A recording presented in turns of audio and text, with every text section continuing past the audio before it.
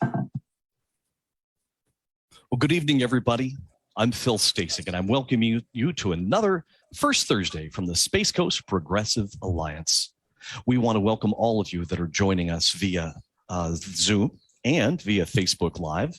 Bienvenidos, amigos. Happy Cinco de Mayo. It's great to have all of you here tonight. It really is. We have a couple of wonderful speakers that are going to be talking to us tonight. And our program is called Ukraine, the fight for democracy at home and abroad. Now, this is a very, very current topic. It's very important that all of us understand what's happening as Russia has attacked, is invaded, and maybe attempting a genocide on the citizens of Ukraine. Many people have questions. Many people want to know the background, want to know what's happening. And we'll talk to two experts who have been there, folks who have lived there and worked there, understand the subtleties of what's been happening here or happening in Ukraine as Russia has attacked, and what's happening in Moscow as well. So we are very, very glad that all of you are here to join us. Our program tonight is brought to you by the Space Coast Progressive Alliance, and we're always encouraging folks to join us. We'll have a little discussion about that here in just a minute. Got a few things to cover before we get to our topic. I would like to turn the floor over to our Vice President, Karen Houston. Karen, if you, thank you, I know Phil, you've got and good evening, everyone, and thank you to our wonderful guests for joining us tonight. We got a few things that we're going to go through about upcoming programs and all. First of all, our next program will be June 2nd. It'll be about the plight of Florida manatees. As you all know, we have a really dire situation with manatees. So we just want to hope that everyone will be able to join us during that time as well. And for tonight's program, we're going to credit this wonderful program to our member, Larry Abdullah. Larry is the producer for this program for tonight, and he's a part of our APC, which is our Action Projects Committee. The Action Project Committee is the ones that put these wonderful programs on every month. So I want to say thank you to Larry for putting this wonderful program on, and a timely program at that. We have memberships, and our memberships are only $25. Believe me, I belong to other organizations, and that's a nice amount. And we're hoping that we can get more people to join us. It's for the whole calendar year. And if we're hoping that maybe all you have to do is go to SCPA, www.scpa, Florida, it's spelled out, Florida, FLORIDA.com. That's www.scpaflorida.com, and it's easy to join. So we thank you for your support. Every month we seem to have a nice group of people, and we hope we continue that. We don't know where we're going to go as far as public is concerned, but for right now, we're going to enjoy you right here on Zoom. Our treasurer, Carol Becker, I believe Carol's on. She has a few words for you. Carol, are you on? There you are.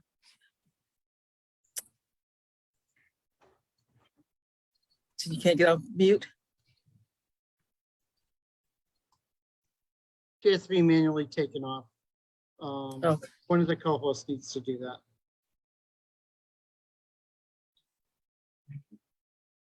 Carol's going to give you a briefing on how to support the efforts of the SCPA as soon as we get her off mute. All righty, I'm off mute. There you are. Okay. Just reiterating what you said about our website is www.scpaflorida.com.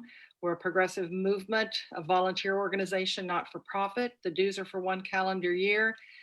Individuals are $25. Families can join for $35, and we have a student amount for $10. We have done some recent upgrades to our website, so donations should be going through smoothly by credit card. If you don't want to use your credit card, you can mail checks to P.O. Box 412, Melbourne 32902.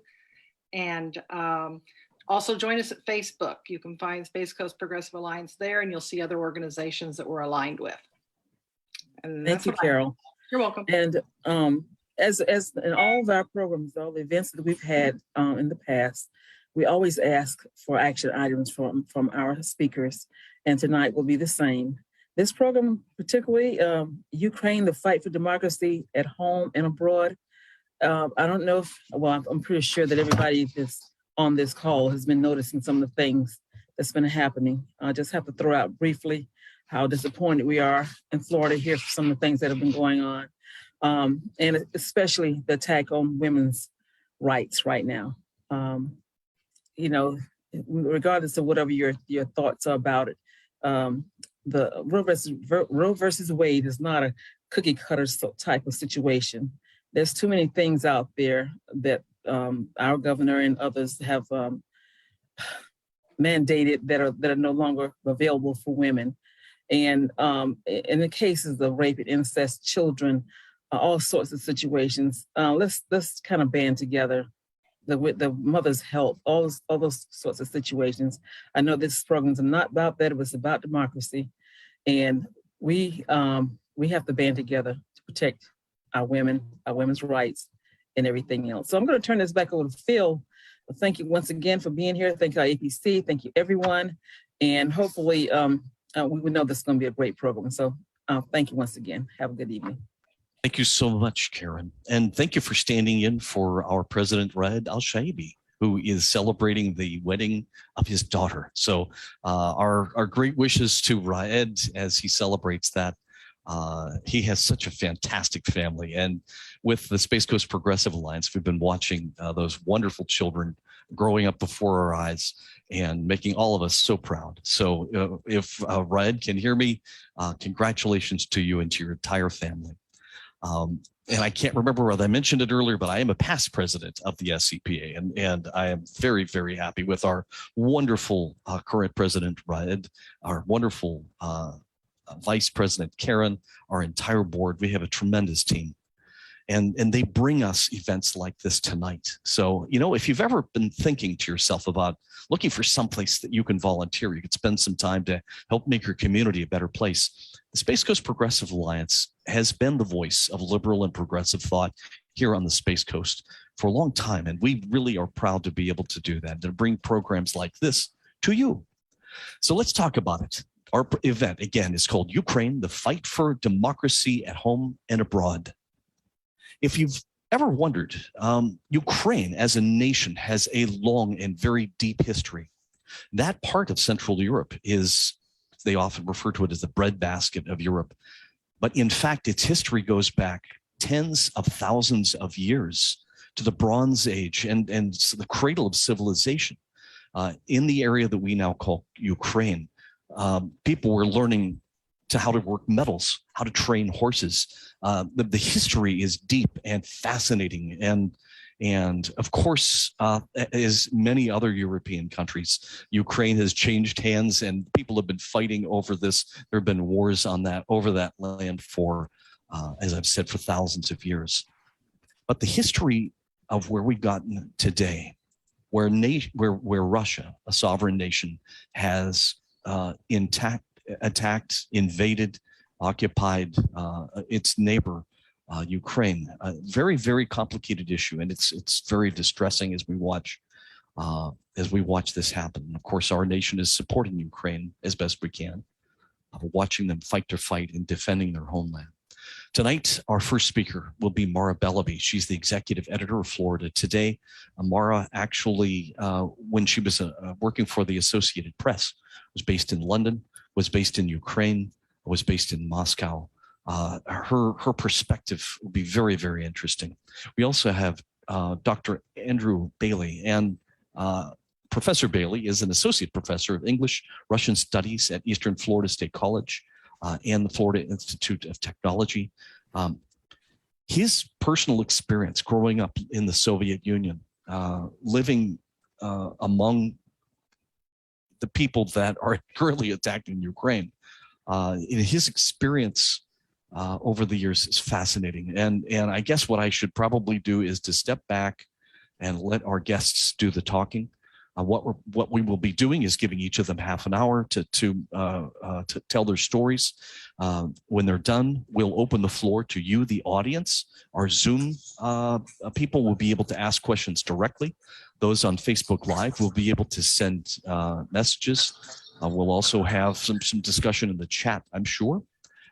And so we want to make the discussion fluid. We want to get everybody's input. We're very, very, very interested and happy to have our two wonderful guests tonight. Let me hand the floor right over to Mara Before Bellamy. you do that, Phil, I just very quickly, the Yes. mute or the chat is not turned on until later when we start getting into the Q&A, just so you know. Thank you very much, Daniel. So the chat will be working at the end of the presentations. So thanks, everybody. And let us invite Mara to take the floor. Mara Bellamy, you have the floor.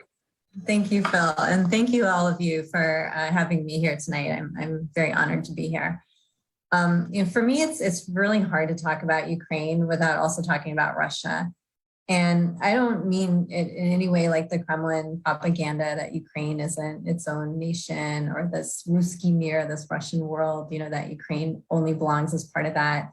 It just, from my experience when I was a foreign reporter, both countries kind of dominated my experience. So as I sit back here very far away in Florida and watch what's happening and watch, like all of you, the horrors that there really aren't even words for. You see the photos and the videos and the stories coming out of Ukraine that just break your heart. And then in Russia, the crackdown on civil society and the media and all dissent. People being jailed for saying a word, war. I keep kind of going back and forth in my head from my experiences of when I was living over there and reporting on it. I'm kind of revisiting what I wrote about, the themes I wrote about frequently, what I read, what I heard. And I find myself often kind of looking for clues as to how did we get here? How did we end up here? And I wish I could say that as I look backwards and ask, how did this happen? I wish I could say it was a hard exercise and that the answer is who knows. But the really unsettling thing is that it's not a hard exercise. It feels really obvious as I kind of look back on the reporting I did and the time that I spent over there, that we are where we are now. And I find that particularly unsettling because just as an American, it makes me look in our own country and our own democracy and our own lives and wonder, what are those things that are so obvious to us right now that we do worry about and we do kind of, lament about, but aren't necessarily flashing in front of our eyes as a pathway that could lead to something horrible. But before I go further on that thought, I did want to kind of step back and just give you a little context for why, I'm thinking about this and talking about this. As I'm the editor of Florida Today, and I'm definitely not reporting on Russia and Ukraine right now, so I am far away from it. But, I had been fascinated with Russia since I was a kid in school. I was the child of the Reagan, evil empire era. And I think when you're a kid, sometimes that makes this intrigue, in this place. And I remember being in classrooms and looking on the wall on the map. And it felt like the Soviet Union covered the whole world. It was just this big red, pink kind of blob. And so I was always wondered about it. And then I was fascinated by the alphabet, the Cyrillic alphabet. It felt like a code that I wanted to break.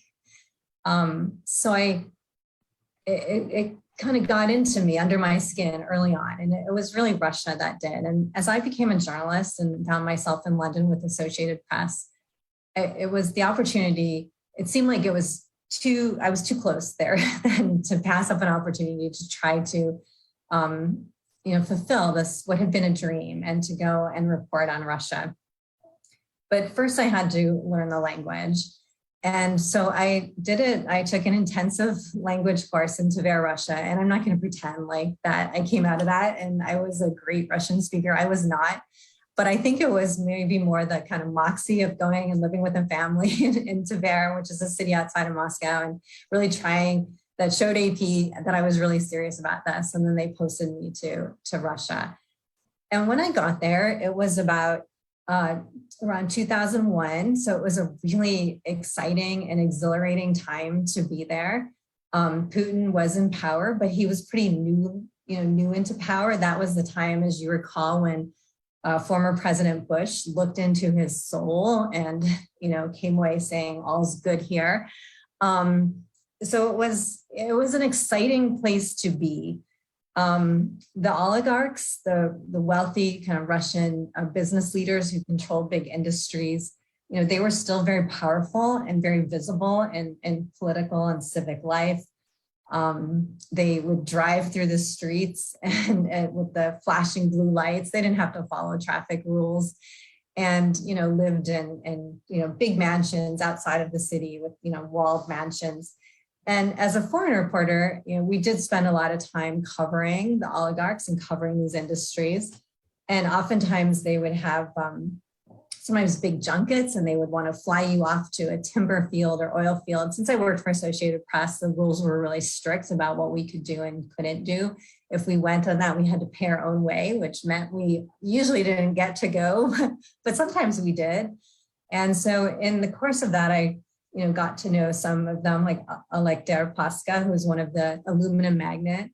And that was interesting. And Mikhail Khodorkovsky, who at the time was a big oil oligarch, he ran Yukos, and I reported on him quite a bit. And even from the time when I first got to Russia, he was, I believe he may have even been for a while the world's richest man. He was certainly Russia's richest man. But from that time to when I left, when I started reporting on him, it was always in these opulent surroundings, and he was very successful. By the time I left, he was in a cage in a courtroom being tried by the government. He had spoken out against Putin, and Putin had put him in his place. So, I was really seeing Putin kind of start to starting to consolidate his power, whether that was in the regions of Russia and bringing those governors and those leaders under his control, the Duma, which is the legislative body, the oligarchs and the media, which I'll talk more about. And there was also kind of an edge to life in Russia. I mean, there had been, when I got there, I think there was a welcoming, at least from what I saw, of Putin after there had been, obviously great instability at the collapse of the Soviet Union. And I know the professor is going to, be able to talk about this with far more insight than I have, but, instability of that. And then Yeltsin years towards the end were seen as somewhat chaotic for sure. And so Putin had the sense of, stability, but there was still, I felt as a foreigner there, this kind of edginess. And you had, obviously with Chechnya, there were terror attacks, and they were getting closer into Russia, and one of the worst closer into Moscow in particular, with the Dubrovka, which was an attack on a theater that I covered. So it was an exhilarating experience, my time in Moscow. It was also a time of really significant change around the former Soviet Union. And so soon my job as a reporter shifted, and I started to cover what were the so-called color revolutions. And I focused my reporting then more outside of Russia than in it. And these color revolutions were really efforts by former Soviet republics like Georgia and Ukraine to kind of push aside Russia's sometimes really heavy-handed influence and control, and they trying to chart their own path. And often it was a more westward path. And the United States was definitely, clearly involved in that. And some of these were successful and some weren't. And some, there was violence and some were peaceful. The Orange Revolution in Ukraine in 2004 was probably the most significant. And it did end up ushering in a pro-Western government. And so I covered that, and I moved to Kyiv and then spent about 3 years there. And during that time, the Kremlin was bringing up some of the same grievances we're hearing today. There was the charges that the pro-Western politicians were fascists and Nazis. Then Viktor Yushchenko, who was the lead opposition leader who was running for president and did end up winning the presidency. I remember writing about pamphlets that went out that, accused him of being a Nazi, a fascist. There was the accusations that Ukraine had an anti-Russia agenda, that they were trying to harm Russian speakers. And Ukraine was coming into its own as a nation, and you were seeing, this new movement and rules about Ukrainian language. And that was causing a lot of tension. There was also, the NATO thing came up again and again, NATO and EU. So I spent a lot of time reporting about that, about, those Ukrainian and Russian tussles both during and after the Orange Revolution. And it wasn't just happening in Ukraine then. My job really became to travel around to places, former Soviet republics that had these so-called frozen conflicts that Russia, sometimes seemed to be using to destabilize them and keep them kind of under its control. One of them is one you're hearing in the news again now, Transnistria, which is in Moldova. And so I spent time there, and I went there after Russia was giving out Russian passports to people there. And once again, kind of, always sort of, I don't know if meddling is the right word, but certainly putting, kind of getting involved and just whipping up trouble maybe in Georgia and in the areas of Armenia and Azerbaijan. So usually if there was a kind of trouble between Russia and a former Soviet republic, as a journalist, that was where I went. So that's kind of been my context as I sit back and watch, with horror what's happening and try to understand it. And it is, incomprehensible. And yet, as I said at the beginning, I do find myself often kind of thinking it feels just dishearteningly obvious that we're where we are now. And there are three things that stand out to me. And I'm going to start with one that is probably no great surprise to you because I'm a journalist and it's all I've ever been my whole career. But it's really the attacks on the media. And when you're in the media, oftentimes a way to, for those against the media, you can either demonize it or you can try to control it.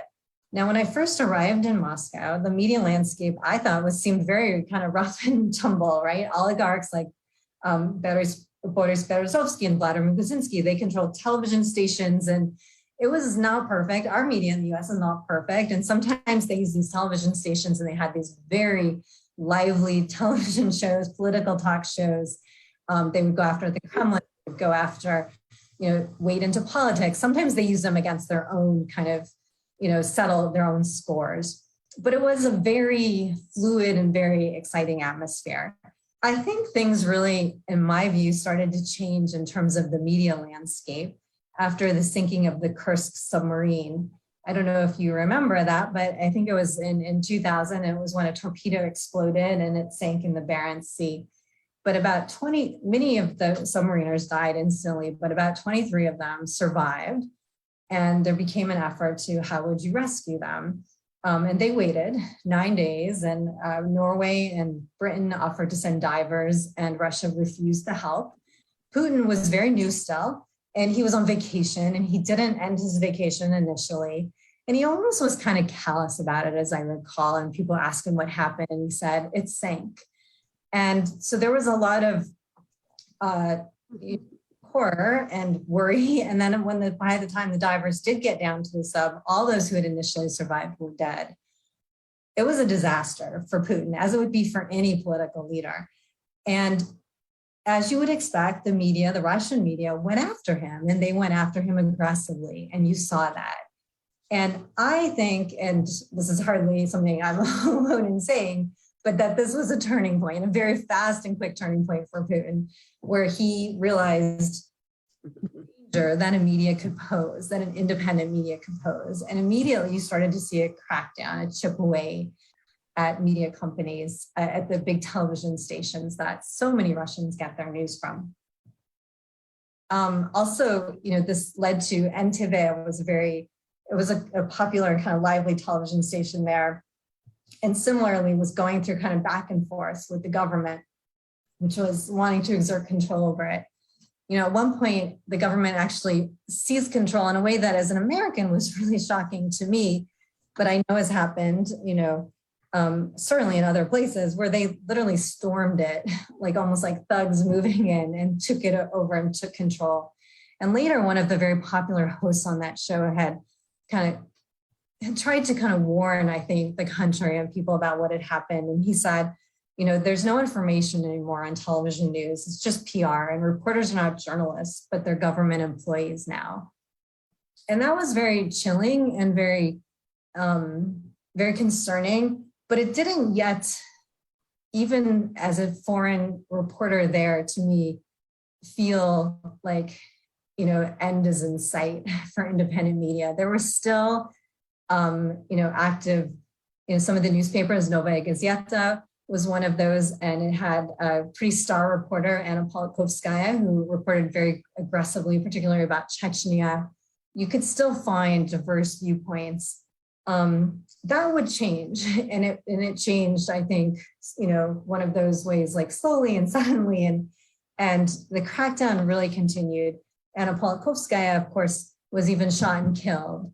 When the war started with Ukraine, we saw an immediate shift, almost instantaneous on the attack on the media.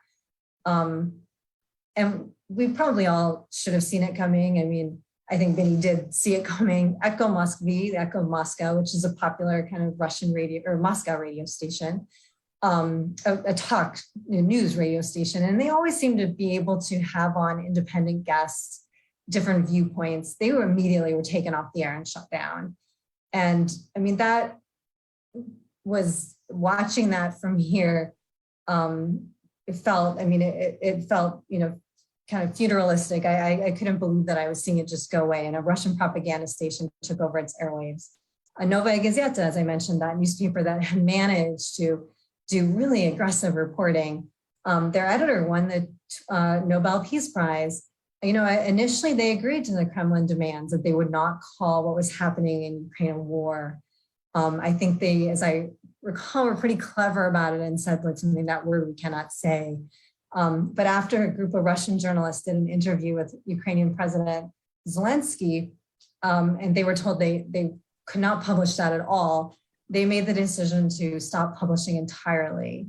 They have published one edition since then, and it was the one that recounted an attack on their executive editor, an attack that they think was linked back to the Kremlin. We're seeing that not only in the big cities, in Moscow and St. Petersburg, but in like Perm, for example, a Russian city. They have an online newspaper that has been completely taken offline. So the Kremlin completely controls the media landscape in Moscow. It makes it hard for Russians to access outside information, not impossible, but hard. They block social media and other sites. And some of my Russian friends say even some popular entertainment programs are no longer running on Russian TV at night. They just get more state propaganda about fascists in Ukraine.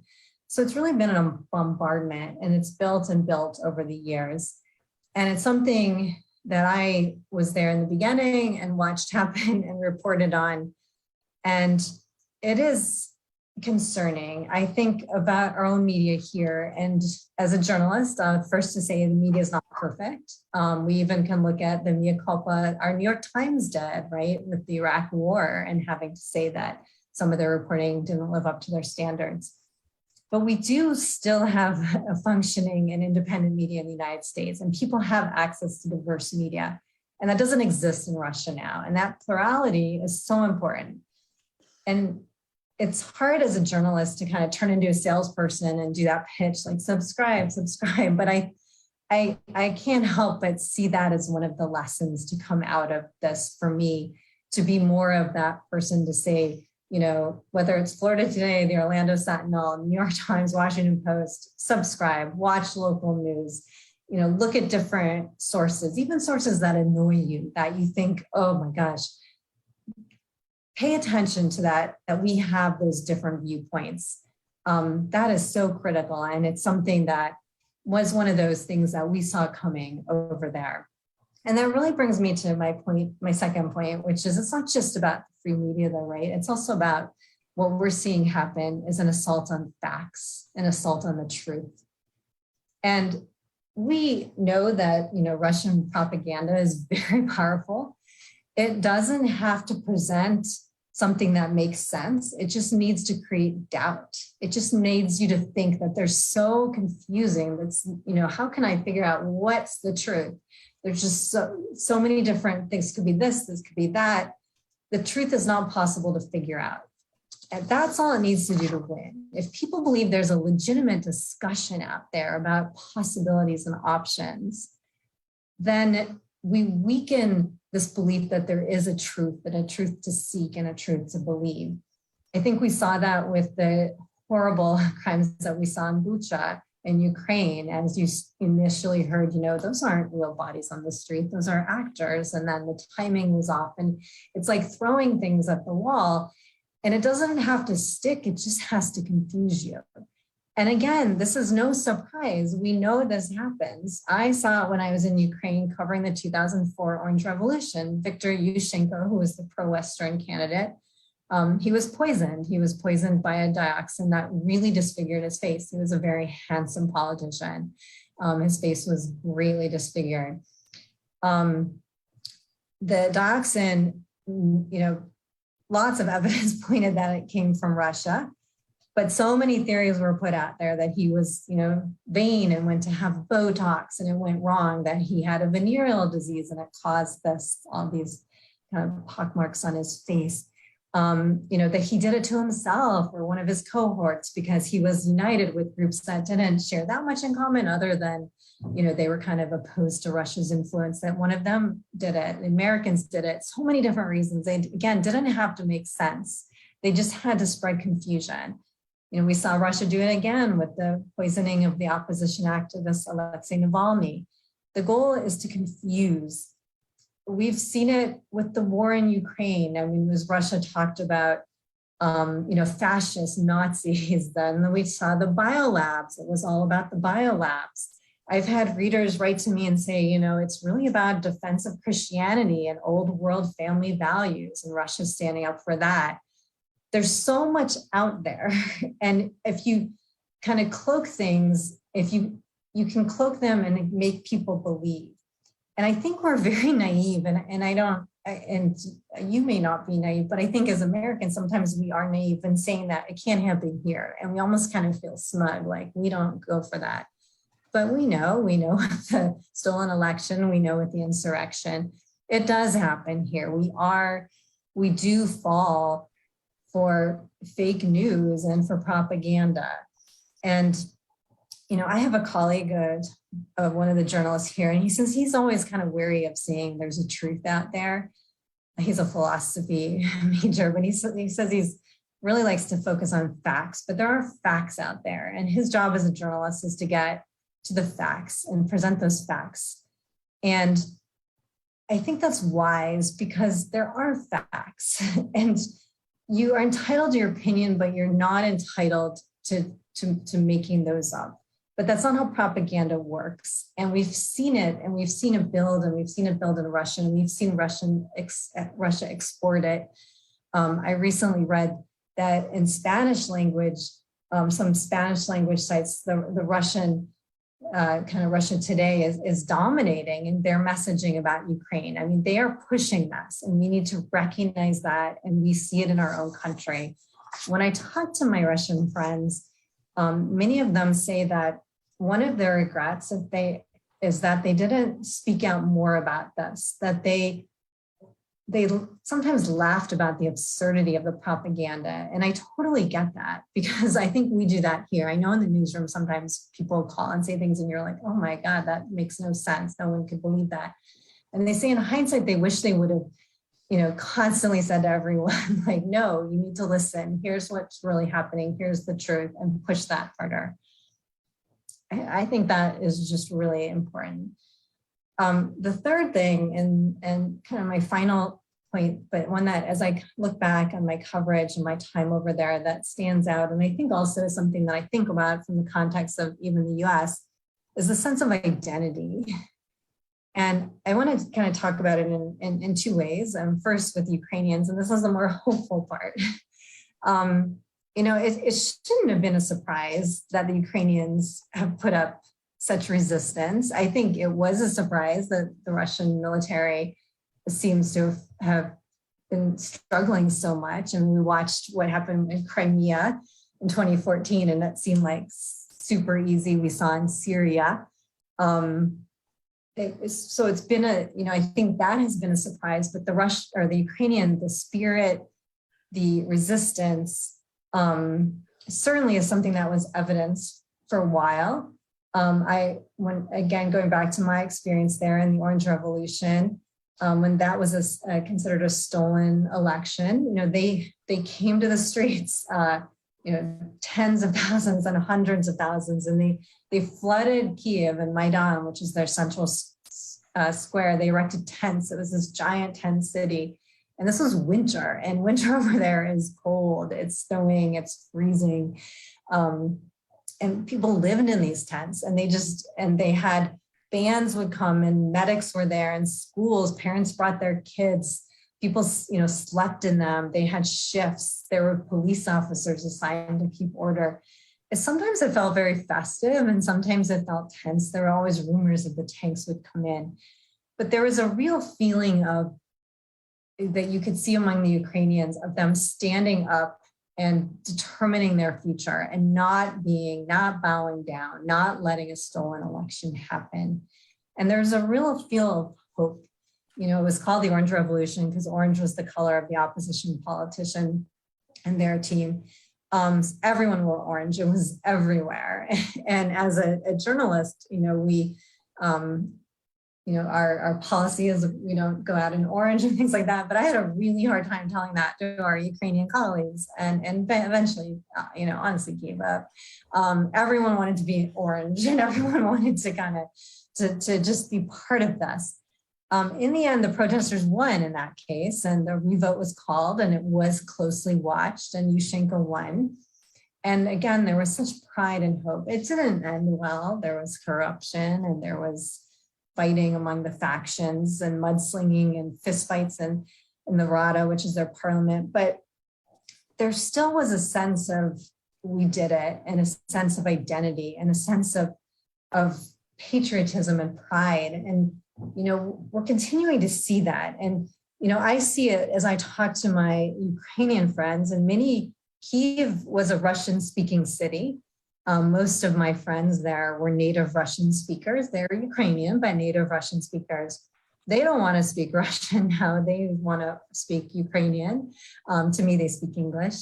But they, this sense of who they are and what they are, and pride in their country, and watching President Zelensky with his nightly reports, and the Kyiv mayor. And I think that is inspiring, and that's an identity and this hopefulness. And I also, when I think of identity, though, I also do look at Russia, which, there's so many analysts and so many experts, and they will, you could debate this all night as to what's happened, but we know that Putin has long expressed a nostalgia in some respects for some aspects of the Soviet Union. He called its breakup the greatest geopolitical catastrophe. There's a definite belief in a kind of special role of Russia, when US, I think, feels the same. I always felt Americans and Russians share a lot of similarities. I think there's a wounded pride for sure. And you look at that, and this kind of hearkening back to this past, and this moment of triumph, and it was tremendous triumph in the Great Patriotic War, which is what the Russians call World War II. Thank you. And the sense of identity that does in some ways seem to have gone awry and led in this dangerous direction. And it makes me think, I don't have any answers, and this I'm just kind of raising, but I think that feeling of identity is something that does make me look at our own country and where we are, and our struggles with, all the changes underway, and, the past, and now, and, many people saying things were better then, or wanting to go back to that. Identity is such a critical determinant of where you go.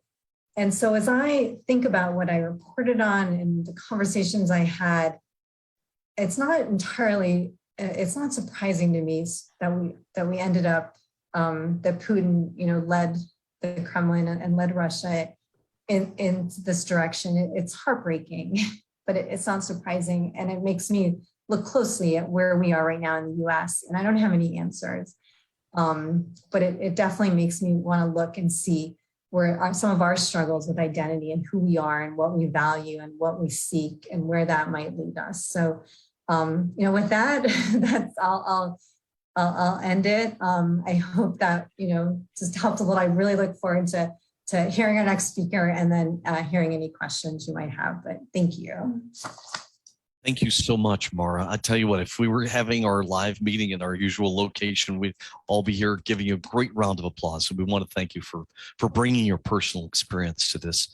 One of the things, and it's quite true, as we look out into what's happening in Ukraine and what Russia has done, it certainly makes you, and it should make every one of us want to look inward, want to look into how our country handles itself, how our democracy is working, or is it near failure? How do we relate to the media? This is very, very serious, and I think every American should take this as an opportunity for us to very seriously look at ourselves and use caution, to be wary of which direction our country is going. So thank you so much, Mara. Thank you for giving us that neat perspective. And again, to everyone that may have just joined us, you're on the Space Coast Progressive Alliance First Thursday event called Youkraine, the fight for democracy at home and abroad. We have two wonderful speakers, Mara Bellaby, the executive editor of Florida Today, and Andre Bailey, Dr. Andre Bailey, PhD. He's the associate professor of English Russian Studies at Eastern Florida State College and FIT. Dr. Bailey, you have the floor. Oh, thank you very much. Thank you for inviting me. It's the second time I'm here, and we'll be speaking with a Russian accent to make it completely authentic, because I was born in Russia. I grew up behind the Iron Curtain, and 24 years of my life I spent in the Soviet Union, and then at the first opportunity I came to leave, because we're not free to leave the country in the Soviet Union. You need to have a special government permission to leave. So I was able to leave, and interestingly, an opportunity presented itself for me to have a one-year teaching assignment at Stetson University in Florida as a professor of Russian studies. And then I moved to Brevard County and started teaching here. So I've been in the United States since 1993. So most of my life was spent in the United States. I do have a dual identity completely, cultural, language identity. I feel like there are two people in me, a Russian and an American. And so it gives me a unique perspective of, looking at things. And I don't know, the subject of this presentation was Ukraine. You will be next. That's the way I read it. Oh, you may be next. Let me tone it down a little bit. But I think the events in Ukraine are showing us several very important lessons. One of them is, as the previous speaker mentioned, nothing should be taken for granted. All our freedoms could be taken away in almost no time. Russia was a Western-style democracy in 1990s when I was leaving the country. You could speak freely, even though obviously there was corruption, but people had no fear of speaking up. People could protest against the government. People could protest against many things and openly take to the streets. Now, just to give you an example, some of my liberal friends in Moscow are afraid of reading my WhatsApp messages. They're deleting them instantly because the police could confiscate your phone at any given time, even at the airport. They check, they tell you, open your phone, and they see who you're corresponding with. If there are any images of the war that they don't like, that they call fake, is there anybody who looks suspicious, like a US citizen?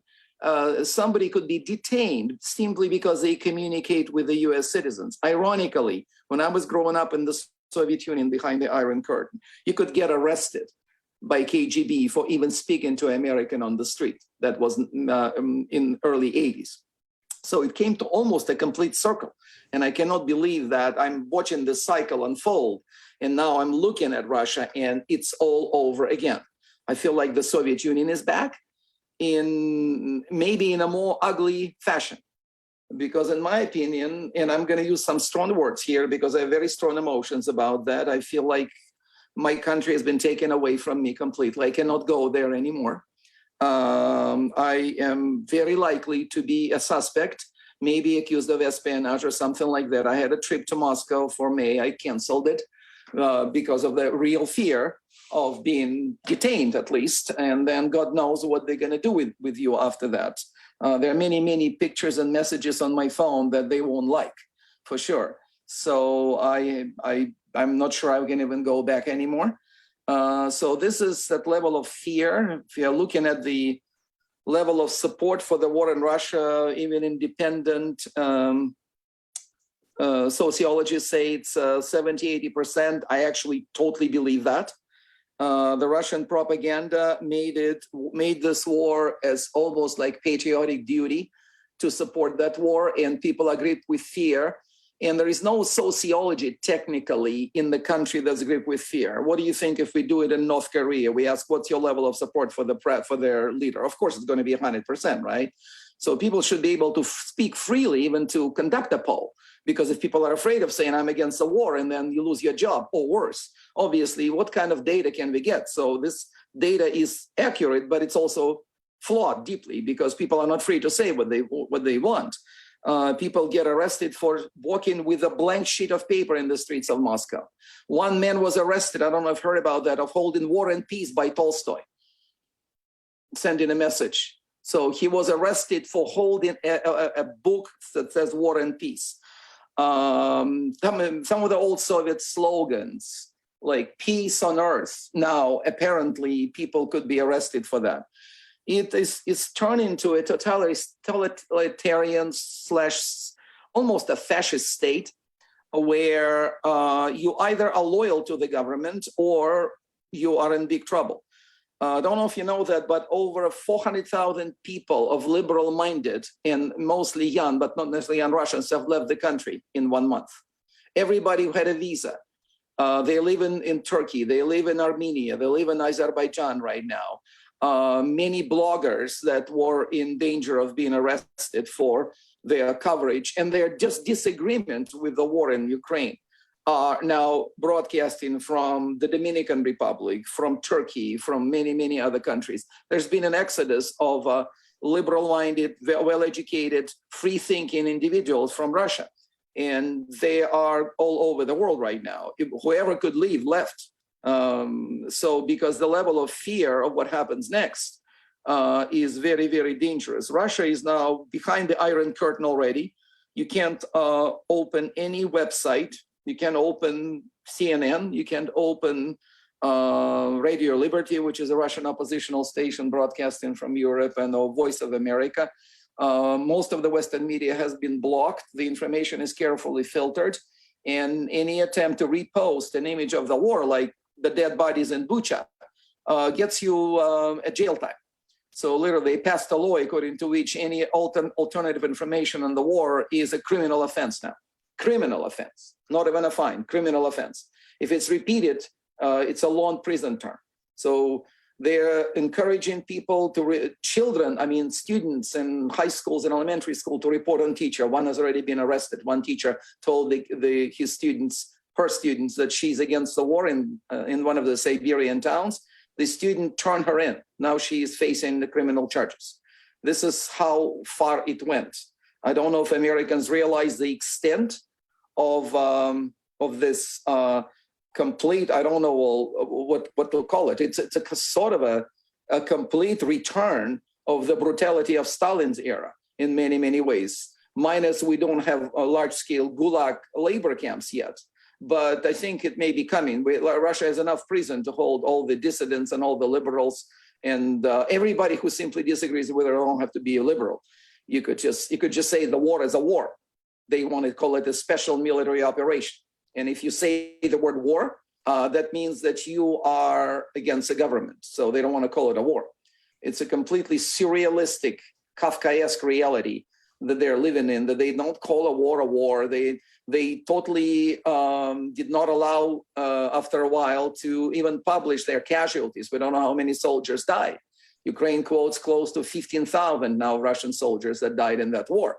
And the Russians, they didn't even, that big warship that Ukraine sank, they still reported it as an accident, a fire that caused a detonation. And the sailors that died in it, their families don't even know about their fate. They didn't tell them. They don't pick up the bodies. They don't bring them home. Many mothers don't even get body bags. Americans would get body bags, during the Vietnam War, no body bags for most of them because they're not picking up the bodies, they're just retrieving. This is a completely demoralized and absolutely out of control army. I wouldn't even call it an army.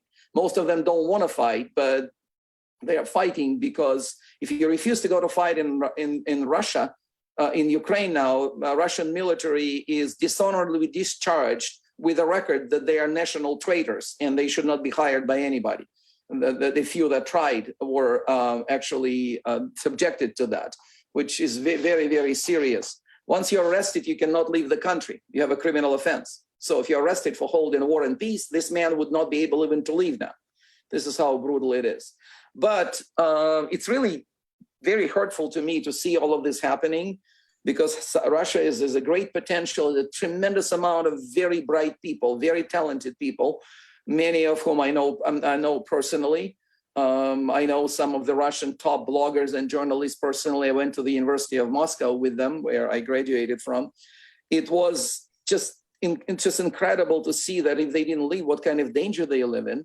Now they began to also change the system of education. Well, does that sound familiar? Our governor in Florida, we need to teach the right values. Now they teach in the right values. Students have to stand during recess in the form of the letter Z, which is a letter they chose to symbolize their invasion. They are forced to repeat Putin's propaganda words on the tests. And they're making them wear military uniforms one day at school in one of the schools to show their loyalty to Putin. So they're fighting for the youth. They want to form a future. I call it Hitlerjugend, the youth organization of the Nazis. This is pretty much what Hitler did. I mean, Putin must have read from Hitler's playbook, because he's using the word national traitors. I am, in his words, now a national traitor. By speaking now what I'm speaking as, I'm earning myself jail time in Russia. If this is ever recorded or watched by anybody, and I cross the Russian border, what I'm saying right now is a criminal offense. As I speak, I'm not exaggerating. One of the Putin friends and a former President Medvedev said, wherever you are, we are watching you, what you say about Russia, if you're a Russian citizen, wherever you are. This was a stark warning to everybody who is broadcasting and speaking from abroad. We're going to get you. That's the reason I don't want to go to Russia. So this is very, very, very scary all over. But what I want to emphasize is that, again, since it's Ukraine, that many of the things that Russian propaganda says are very reminiscent of what we hear from Fox News. In fact, Tucker Carlson, 2 weeks before the invasion, I watched him. He was praising Putin as a very effective leader who just wants to stand for traditional values and safety for his country. Well, after one Fox journalist died there, maybe he's not saying this anymore. I don't know, but I actually heard him. So Margaret Taylor Greene and my guides did not vote for the Lend-Lease legislation to help Ukraine to fight Russia, even though the only reason Ukraine still exists is because of the United States and European support, the weapons that they gave them. Otherwise, we would have many, many, many butchers. And the reason Ukrainians are fighting, they know this perfectly well.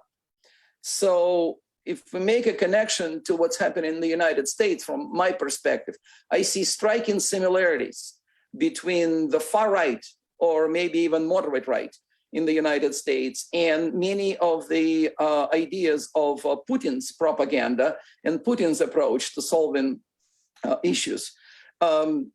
Intolerance. Everybody who is against is immediately a traitor. Traitors must be punished. Complete contempt to free press. All journalists are corrupt and they must be put under our thumb. Large-scale stereotypes and conspiracy theories. So Russia is just as good as the United States. Now we got the QAnon. They have their own theories about American spies, about America is trying to, one of their favorite ones is is homophobia, the contempt for LGBT community. Oh, that's Putin's propaganda favorite horse. They keep telling Russians that the West is trying to turn us all into gays, that they call Europe gay Europa instead of Europa. So they call the European Union Eurosodomy. That these are the words that they hear from television. They are inflammatory, rude, disgusting. But Russians hear this every time. They hear it on television, they hear it in talk shows.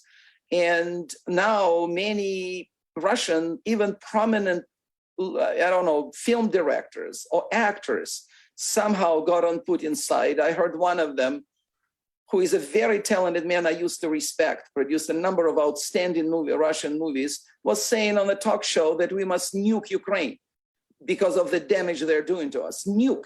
He literally said that we must use the lethal weapons against Ukraine. So this insanity is unfolding at such speed and proportion that I'm getting nauseous and dizzy altogether. And I just don't understand how the country could completely turn into that within a rather short period of time. However, this was not, to me, I knew something is coming.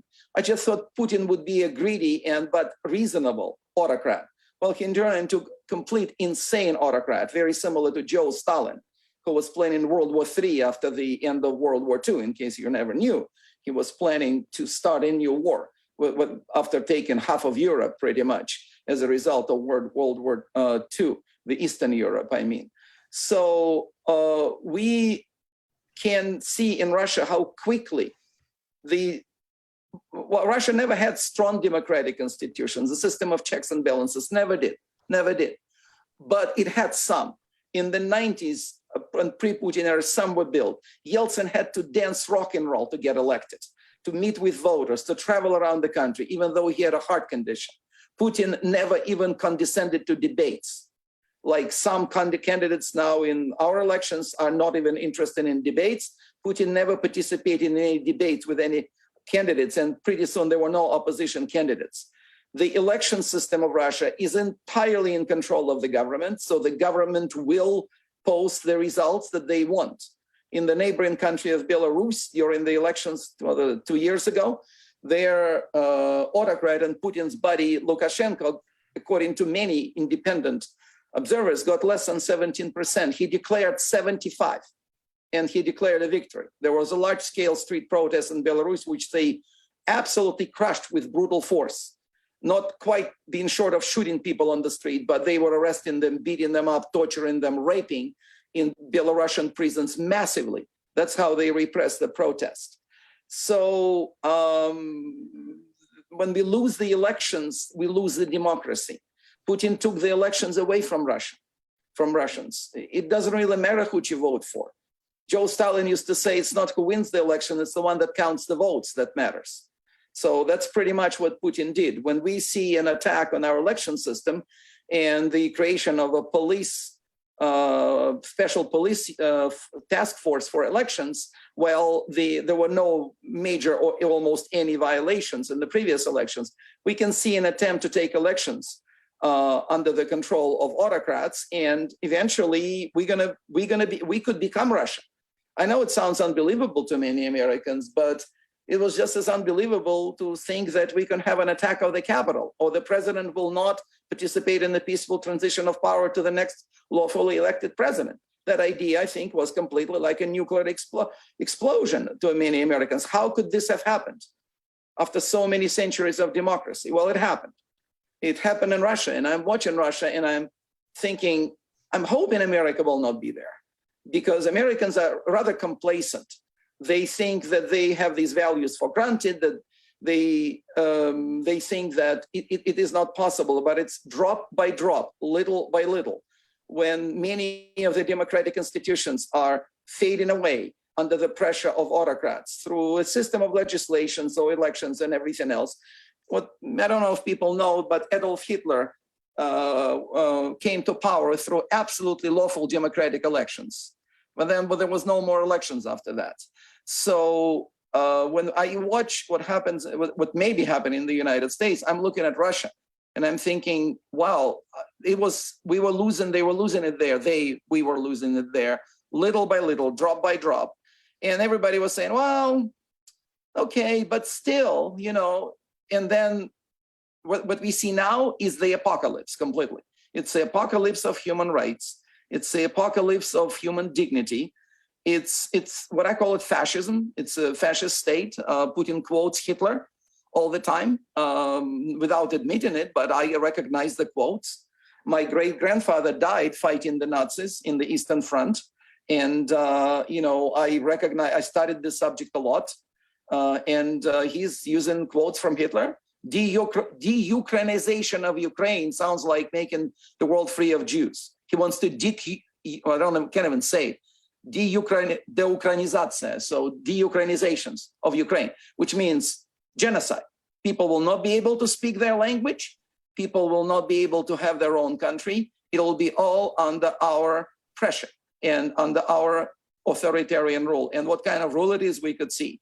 I think Putin wanted to send the world a message what he would do with countries that resist him. But Ukrainians gave the world a different lesson, how people are willing to die for democracy. Ukrainian fighters proudly say we're fighting for democracy. And as we speak, the Russian troops are storming Mariupol. The last bastion of Ukraine in Mariupol is the Azov steel plant. There's about, they say 500-600 fighters there with no ammunition. They haven't been eating well. Or one of them that I saw on television said, we eat once a day. We're trying to extend our food resources. We're trying to use every bullet and aim very well because we don't have too many bullets. And they're still not surrendering. And they're saying, we're going to fight for democracy. What a lesson it sends us. How much people are willing to sacrifice even their own lives in order to preserve the democracy. That is a lesson Americans should look into when often they take it for granted and they don't understand how it's been chipped away little by little, one legislation after one legislation, one law after one law, one policy after another policy. But this is what is going on. And I'm hoping there will be some kind of an awakening of that realization that we are in great danger. And if you think we're not, we just need to look at it more seriously and compare what we're facing with what other countries faced. And Russia, to me, demonstrates how it was a fledgling democracy, not a democracy, but it was a democracy in the 90s. I lived there. It was a free country. In many cases, they enjoyed even more freedoms than Americans do. How it completely turned into a brutal, fascist style, authoritarian, I don't know what other words to call. It's just absolutely, unlivable for somebody who has dignity, who stands for human rights, who believes that people should have the right to choose to vote and do many things. It's unlivable completely. In fact, I'm thinking that I'm glad I left Russia back then, because now I would probably be leaving Russia now, like a bunch of other people. And as I said, 300,000 to 400,000 of people left Russia in a month, just wherever they could go. That is something that Americans need to wake up to and realize that. And obviously, when we have some legislations like there are many around the country, especially in the South, that degrade even the term democracy. One of my tennis partners said, "We're not a democracy." I said, "How come we're not a democracy?" I said, "Well, we are a republic." Well, I looked it up. We are representative democracy, and these two words don't contradict each other. But he keeps saying we're not a democracy, and I sense something really frightening. That the word democracy itself becomes a derogatory term, especially when it's said by somebody from the right. And we want to see what Ukrainians are doing and how people are dying with the word democracy. They're dying for real in an absolutely brutal fight. They're outnumbered 1 to 10, 1 to 100, all over the Ukraine. And yet they are fighting and not surrendering and making the Russian army looks like a joke in many, many cases. The lesson they're sending us is we need to fight too. So we need to realize that. I may sound maybe a little too emotional, but I feel like, I lost a child or I lost a parent maybe. When this happened in Russia, I feel like I don't have a country that I can call my homeland anymore. It's extremely painful. It was an extremely difficult year for me. My father passed away from COVID in Russia. And now the country, I call my homeland, and I was always happy to go to. The country I love in many, many ways. I teach its culture, I teach its literature. And share it with whoever I can. And now I feel like I lost it entirely. It's like another death. That's a comparison I have, because many of the things that we worked for so hard in Russia, and I was one of them, to build a young democracy, is gone completely, just completely, to the point that I feel like it's a firing squad standing on the other side, and there's nothing you can say. So the seriousness of it is cannot be underestimated, and I want everybody in the United States to everybody who believes in these principles to look at Russia, to look at Ukraine, and to reassess many dangers and many approaches to what they are facing in their everyday life, the way they view their government. There's so much anti-government sentiments in the United States, which I really don't understand. It's definitely disproportional. The United States government didn't do anything even close to what Putin did to his own people. And, people don't appreciate that. People seem to be completely misled by, propaganda, by conspiracy theories, by their own just narrow-mindedness very often when they blast the government as American government as authoritarian, dictatorial, their rights have been taken away. I want to tell them, you have no idea what it means, your rights to be taken away. You have no idea. If you could only go to North Korea, to Russia, to many other countries that don't have human rights anymore, you would probably be thinking completely different. And yet government bashing in the United States is very, very strange to foreigners. Last summer, I went to Iceland for a vacation, a small island nation of about 400,000 people. It's a completely socialist state. I'm not advocating for socialism. It has its bad sides too. But what stunned me that I haven't met a person in Iceland who didn't speak with a lot of respect for their own government. And this is a country that has a 45% income tax. 45% they're paying to the government. 5 minutes. So, 5 minutes. Okay. And I saw so much respect. They're working for us. I mean, they don't do things right. I saw so much civility in the way they talk about each other, about the opposition. They also have parties, but it's not as antagonistic as it is in the United States. And how much respect they have for their government. So I thought, wow, this is so interesting. Maybe we can learn something, how to live together, how to respect each other's belief without trying to annihilate each other, without hating each other. I didn't see any hate at all. Whatever it is, LBDG, disabled, right wing, left wing, they all work together and they understand they have differences. What a great example for the United States politics. Well, anyway, I believe that the Ukrainian situation and the Russian situation is going to open the eyes to many people in the world and unite people in their stand for freedom, human rights, and human dignity, something that the world might have been losing, in my opinion, the past decades, whether it's Europe or the United States. And Europe is united as ever. It's unbelievable how much unity Europeans are showing in standing against this. They realize where the danger is.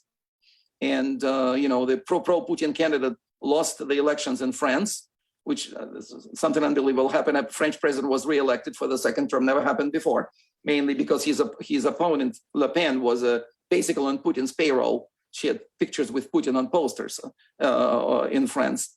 So I think it could be a positive experience to all of us, and we could all learn an important lesson and be a better society. That's pretty much all I wanted to say.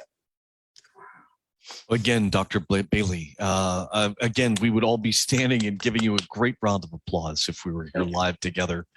And I want to make a point that I think on behalf of everyone here in this event, that we are so glad that you're here in your adopted country, in your adopted nation. You have done so much for us to open our eyes, to educate us, to help us understand complicated things that I think many of us struggle with.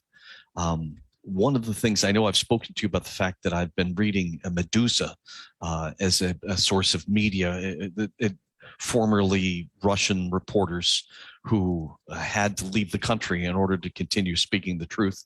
And Medusa and many other organizations like them are available online. Yes. People can log on and read and learn perspectives from real journalists, from real reporters, real people who are trying to get the truth out. And it's up to us to use our own brains to identify what's good journalism and what is propaganda. That's one of the great challenges of life today. When you watch a photoshopped image and you watch photoshopped video, and the quality is going to be so good. It's our challenge to have that skeptical instinct to be able to say, this doesn't look right. I want to go check this. I want to verify it rather than just accepting it as it is. But Dr. Bailey, again, it is the Space Coast Progressive Alliance great honor to have you, and Mara as well. Both of you bringing this interesting story to us. And now it's time for us to open the floor to our guests, those that are with us. If you would like to ask a question of these two wonderful speakers, somewhere in, for those of you that are on Zoom, somewhere there's on your platform, either your phone or your pad or your laptop, that says reactions. Click on reactions, it'll show you a little hand you can hold up. If you could click on that, rather than just waving your hand, which is hard for us to see. If you click on the hand raise, or it says raise hand, you will immediately show up. We can call on you to ask a question. We ask those of you that are going to be asking questions to please limit the time to 1 minute for your question. Make sure that it is a question rather than a statement. And we can get the opinion of our two speakers. And in fact, I encourage our speakers, by the way, to interact with each other. You're welcome, Andre and Mara, please, you can talk to each other. You can challenge each other. You can add to each other's statements. Our first person has come up, and it looks like the Dodge campaign has got a question for you. So let's see if we can get them to unmute themselves. There you go. Please identify yourself and ask your question.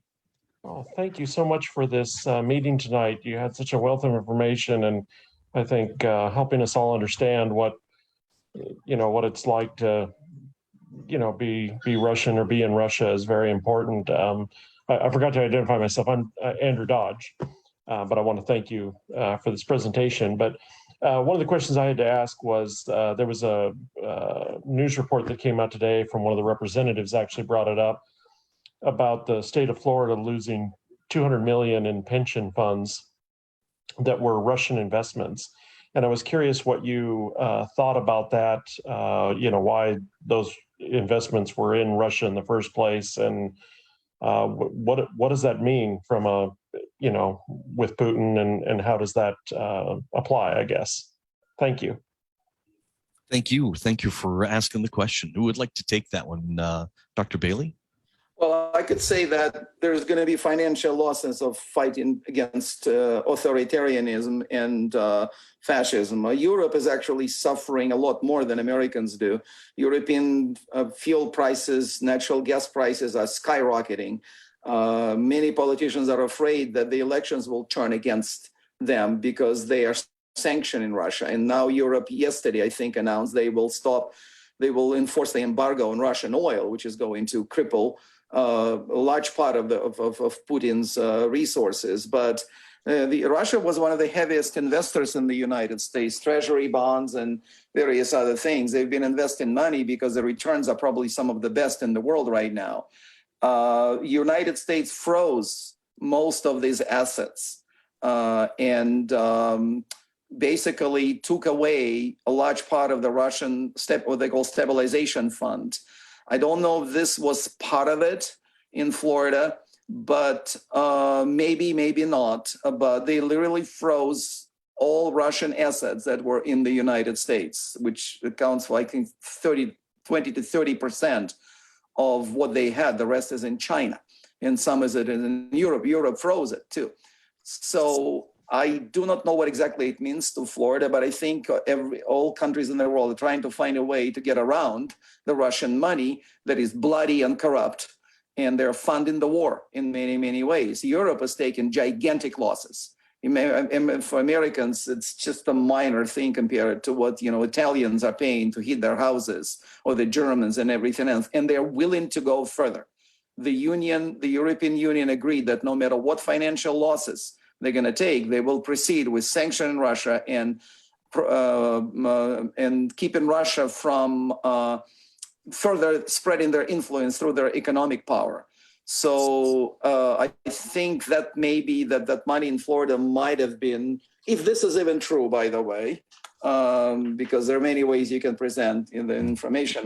There might have been some investment in some Florida pension funds by the Russians, and because the federal authorities froze it, it might not be available. But I think this is money well appropriated. And in fact, this money that they froze, now the United States is talking about using it to rebuild Ukraine. What a lesson to Putin. His own personal treasury will be used in rebuilding what he destroyed. So I think we should really be prepared to take some losses, and they're not going to be very heavy losses, by the way, for Americans in order to stand against it, because this is a man that threatens the United States in nuclear attack. And he has the capability of a nuclear attack. He said it so many times lately that it makes me feel in the chill in my spine. They toying with the idea of a nuclear attack on their adversaries, including the United States. The United States he hates the most. Europe he believes he can sort of buy out by divide and rule because they're dependent on. They wanted to hook them on Russian oil and Russian gas. He's been employing, like the former Chancellor of Germany, Schröder, was one of the top managers of Gazprom, the gas industry. He's been giving money to the French, to the right and the extreme right all over the United States. He's been toying with the NRA, by the way. His ambassadors were shown, was seen on posting pictures with American gun activists and so on and so forth. He's been really trying to woo the American right and in Europe. But overall, the United States as a superpower is a really force that can stop him. He hates it with the bottom of his heart. He said it many, many times. And that's why, they arrested Americans. Taylor Reid recently returned to the United States and a few others. And there's an NBA star that was in prison in Russia. We don't know. They could frame it. They could tell me they find drugs in my pocket. There's no way you can even get an attorney to do anything in Russia. Attorney is just a symbolic presence. Doc, we should let Mara weigh in on this as well. Mara, would you have anything you'd like to add? No, not on this one. I mean, I agree with everything. Yeah. Alrighty. Okay. In which case we have another question from Larry Abdullah. Larry, I'm not sure if you can unmute yourself. Let's see if that works. There you go. Hey, thank you. I'm so impressed with the speakers. I'm so glad to have Mara here. I read Florida Today every day, and we need to support our local paper. And I appreciate what Andrea has done to enlighten us over the years about what's happening in Russia. I think that every dictatorship, whether it's Stalin or Hitler, one of the first things they have to do is suppress free speech, to suppress the media and the universities. And we have today represented the media and the universities. And so, from what Timothy Snyder said, one of his statements is believe in truth. And he gives 4 different ways that the truth, it finally fails. But I just wanted each of you, because Andrea talked to me a bit about what our amateur authoritarian governor is doing in high schools and universities. And Mara, I also would like to know, what threats do you see to our free media that are emerging in this country? Sure. Yeah, I can start. I mean, one of the big things we see, Florida, of course, is lucky with the Sunshine Law and our right to get at documents, but we really see public records being abused. We see at every institution of government them increasingly kind of ignoring things that they should be turning over. In our own county government, we're starting to feel that they're looking at motive. And if you know anything about public records, it doesn't matter what your motive is. You're entitled to it. You ask for it. You don't even have to give your name. You don't have to give a reason. So they're starting to make that more difficult for not only journalists, but just people all over Florida. And one of the challenges is, they're not stupid, right? The media industry is struggling. Newspapers are struggling. To fight that takes, a lawyer. It takes lawsuits. It's expensive. And so that's one area that I see definitely under attack. We have fought for records. We fought in cases we have prevailed. I sometimes tell people I spend more time talking to lawyers than I ever thought I would as a journalist, and trying to find ways around different attempts to block us from information. So that's a definite attack on media. And then I think it's just demonizing us. I mean, it's when you hear over and over again, you heard kind of enemies of the state, and you hear those attacks. Sorry, those are definite. Those are ways that you create distrust for the media, and so I think that's an important thing, and we've seen that, and it wears on journalists. I see in my own newsroom, journalists get it hurts them. It's demoralizing after a while, and I think that's effective and frightening. I'll tell you what, I want to throw my 2 cents within there as well, and that is that many people believe that their subscription is expensive, and so they are canceling for some reason. And one of the things that the Space Coast Progressive Alliance has presented this in previous programs, and we've verified this, and we know that it's true. And that is that when people fail to support their local newspaper, things get more expensive for them. If the newspaper goes out of business, your tax dollars, your property taxes are going to go up. And the reason is that underwriters, the insurance companies that insure our county services, they know that if there's no local newspaper in a community, that corruption is more likely to happen. Misuse of funds is more likely to happen. It's going to, if you have a watchdog that's keeping an eye on your local government, you actually will find that your property taxes will probably stay lower. In other words, you're going to pay for this protection one way or another. Probably the best thing you can do is subscribe to your local newspaper, support them in any way that you can. And as I mentioned earlier, I'm sending money to Medusa, an organization that is thousands of miles away, because I want to get the truth about what's happening in Russia and Ukraine. And boy, the New York Times gets my subscription, as does the Washington Post and the LA, et cetera. The reality is I'm subscribing to numerous papers, but I am so proud to be a subscriber of Florida Today, because it carries the news that's local, and all politics is local, so big fan of that. Thank you again, Mara. Doc, Larry was asking about the impact on college professors, the impact on colleges as our local government tries to squeeze you. How are you feeling that? What are you seeing about that? Nothing at the local level yet, but what's coming out of Tallahassee is alarming. First of all, there is a pretty vocal campaign of, what do they call it? Basically leveling the playing field in the education between conservatives and liberals. Basically, professors that teach on the liberal side and present liberal values, whatever that means, by the way. Like if I teach about racism and lynchings in America, then apparently I'm promoting liberal agenda. That has to be restrained. And one of the things that they did a year ago, they passed a law according to which any student can videotape you during class, even secretly. Like, because you're a public, I'm the public, it concerns public schools though, not private schools, but students can videotape you, and then they cannot put it on social media, but they can use it for other purposes. Another thing that I saw is that Tallahassee was talking about creating a data bank where students would be reporting on liberal professors that promote liberal agenda. And the names will be taken, and at the end of the year, it'll be posted on the internet what those names are. It's like a hit list almost.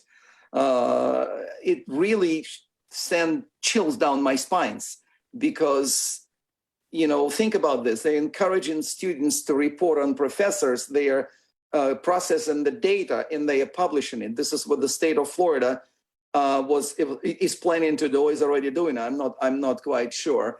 Another thing they're trying to do, they are trying to change the system of accreditation of the even tenured faculty, which means we would have to go through more accreditation in the process. And the way we see it on the professor side is that they could not extend your contract if you don't pass the accreditation or whatever that is. You know, we go through a 3-year cycle in contract, but that's all academic. But I'm concerned that it could become political.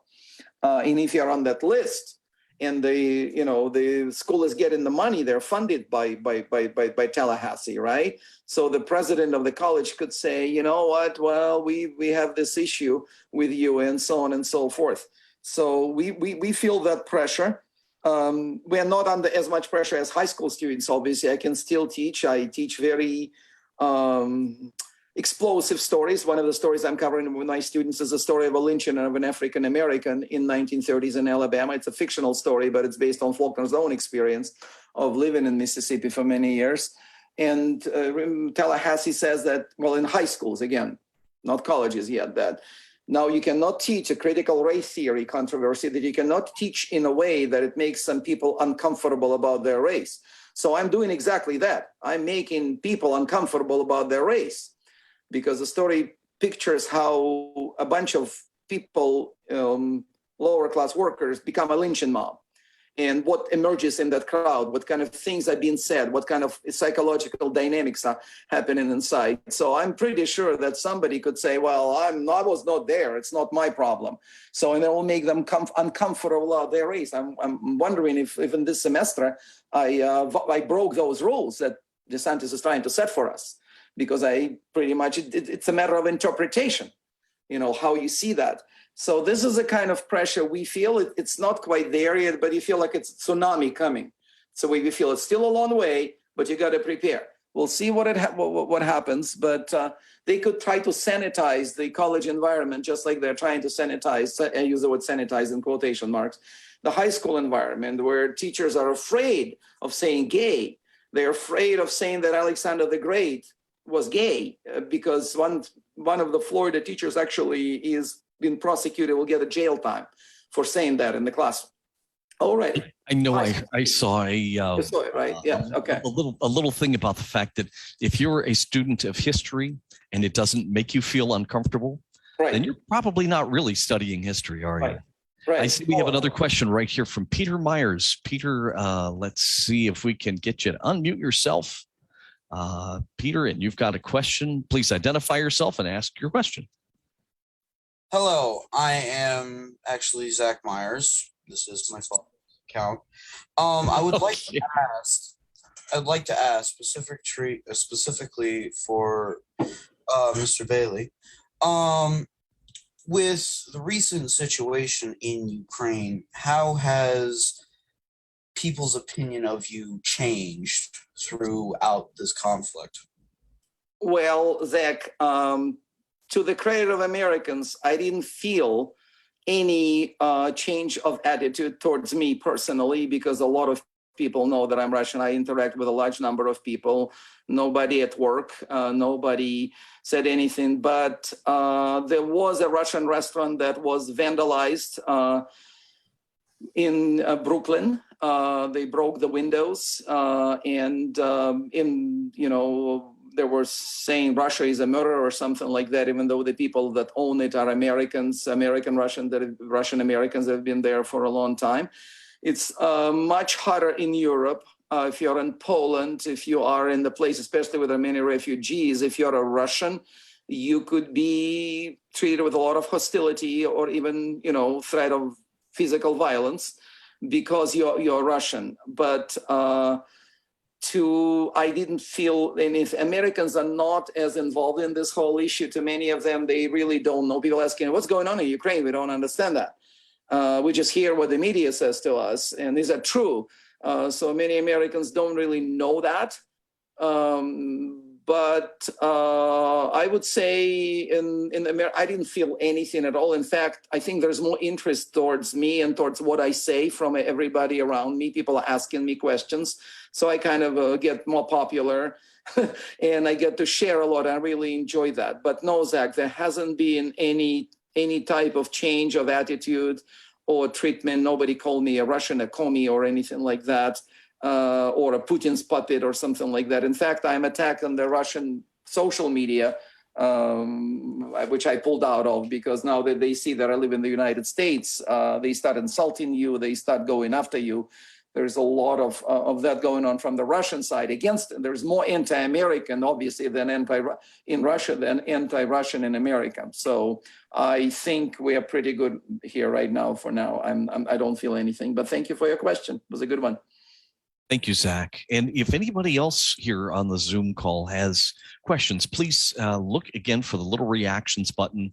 And when you click on that, it'll say raise hand. So you can raise your hand and that way we can call on you. I'm going to ask a quick question while we're waiting for somebody else to raise their hand. And that would be, do either of you have any input about the Ukrainian media? Obviously, one of the great things that happens in any war setting, is that propaganda on all sides flows. And we've been talking about the horrific propaganda that the Russians have been using. But of course, the Ukrainian government, the Ukrainian media is trying to bolster its position and promote its successes and the wars that the Russians have been conducting. But I'm kind of curious, do you have any insight on Ukrainian media that you can share? Oh, I do quite a lot. I listen to Ukrainian media every day. Large part of Ukraine is a Russian speaking. Ironically, Putin, who wants to Ukrainianize, whatever the word is, Ukraine is actually destroying mostly a Russian populated area. Kharkiv, Mariupol are primarily, Kiev are primarily Russian-speaking cities. People speak Russian on a daily basis. People are watching the same movies, Russian movies. And so he's basically killing his fellow Russians that happen to live in Ukraine. They didn't quite get to the purely Ukrainian areas, which is Western Ukraine, Lviv, where the predominant, it's a Ukrainian population. So right now, ironically, Russia is fighting and killing predominantly people of the same origin. They are Russians. They just live in Ukraine and their native language is Russian. This is the irony of it. The Ukrainian media is obviously in the state of a war. It's hard to expect objectivity and analysis when your country, there was a reporter 3-4 days ago from the Voice of Liberty who was just sleeping in her own apartment and a Russian cruise missiles hit it. She died in her sleep. Many reporters have been killed. This is a very dangerous place. I absolutely admire those reporters that are reporting from there, at CNN in particular. These people, we're watching cruise missiles going by them. Life, it's incredible, their courage. I cannot believe the courage and the strength of these journalists. Just blows me away. They go to the most dangerous areas and they report on the truth and they show us. It gives you a sense of authenticity. So I want to say it's just an incredible example of journalism. Fox News lost a journalist there, by the way. So Ukrainian media is obviously anti-Russian right now, which is kind of understandable. I don't blame them for that. But I have to say, I recently listened to a few Ukrainian bloggers that now broadcast through their, on YouTube, their YouTube channels, and they are trying to be, they're very, very anti-Putin. They call him names and everything else. They call Russian soldiers, bloodthirsty monsters. But they also speak into a number of Russian opposition leaders and journalists and actors that are taking a different position, trying to find a common ground with them. They're not like anti-Russian, they are anti-Putin. And I can see Dmitry Gordon, by the way, who's a major Ukrainian blogger with a YouTube channel, constantly talking to Russian oligarchs that spoke against Putin, Russian actors that left the country that spoke against Putin. So they're trying to not to be divisive and not to be antagonistic towards all Russian. They all admit we are broadcasting in Russian. They say, how can we be anti-Russian? So it's anti-Putin, it's anti-fascism. It's really not anti-Russian in many, many ways. And I really commend them for that. But do they exaggerate certain things? Maybe they exaggerate the casualties of the Russian army, because I listen to like 300 Russian soldiers die per day. I have a feeling that it's not the case. Their casualties are not 25,000 of Russian soldiers that died. I don't know. I have no way of verifying that, but it sounds like I still listen every day. Today, 300 were killed, 72 tanks, 2 are like, okay, that's just a little too much. You know, maybe they exaggerate, but it makes a lot of people feel better. That has a therapeutic effect, because Ukrainians are dying and they're waiting for the war to end. They want to return their homes. They're left for Europe. They don't want to stay in Europe. They want to go back. There's more people now coming back than leaving. They started believing in their own ability to defend themselves. And maybe it gives them some, you know, encouragement and something like our military forces, which are absolutely superior. We may have one of the best armies in the world right now that was able to do what they accomplished. I just cannot believe their level of success and their courage to fight. It's true. You know, I remember growing up during the Vietnam War, and every evening the networks would have body counts. There'd be how many Americans killed, how many Viet Cong, how many North Vietnamese. And of course, most of those numbers were not accurate at all. Mara, what is your experience, and what are your thoughts about the Ukrainian media? Yeah, I mean, even when I was in Ukraine, their media was I was impressed at how advanced it was and how varied it was. And I think you're seeing that today. And, you know, like you said, of course, there's exaggerations, and they're in the middle of a war, and you can see that coming across. But I think it is very, they're getting that message out there. They're doing really heroic work. I have noticed with many of my Ukrainian friends, I am noticing more of an anti-Russian attitude, which is kind of, maybe it's understandable. It's sometimes, is sad, ones that I hadn't seen that before. But they're really, they're aggressively, I think, reporting on it. And Ukraine was always, the media was very challenging of the president. And Zelensky had a lot of detractors and a lot of aggressive media coverage before all this. And while I think everyone's rallying around now, and there's a great sense of pride, I think they did have a strong, media kind of understanding in history. And I expect, you're already starting to see some of that. And I think we'll see that even, come back down the road. But so yeah, I've been impressed. Just so impressed at what they're doing while watching, their countrymen and women, be killed and such uncertainty in their homes, in their country. As Dr. Bailey said, I think we are all in great admiration of the journalism to profession right now, people that are risking their lives to go tell the truth in war-torn countries, not just Ukraine, but all around the world. I see that Bonnie Ida has her hand up. Bonnie? Okay, I'm unmuted, right? Yes. My question might be simplistic. It's about Russia. It's kind of such an unknown entity to me. We knew what Soviet Russia was, and this kind of chaotic transition under Yeltsin. And now, I see Putin has a little conflict of interest as being the kind of multi-billionaire that he is. It's like the whole country is identified as wealth. Is there what is Russia? What does it stand for? Oh, no. Can I answer that question? This is you're watching the facade. Yes, the oligarchs and Putin, toilet bowls in his palaces are made of gold. The average Russian, I interact with a number of Russians in rural areas, in the Volga River cities. They're living on meager salaries of about $200 a month in the country where things cost about the same as in the United States, like groceries in particular.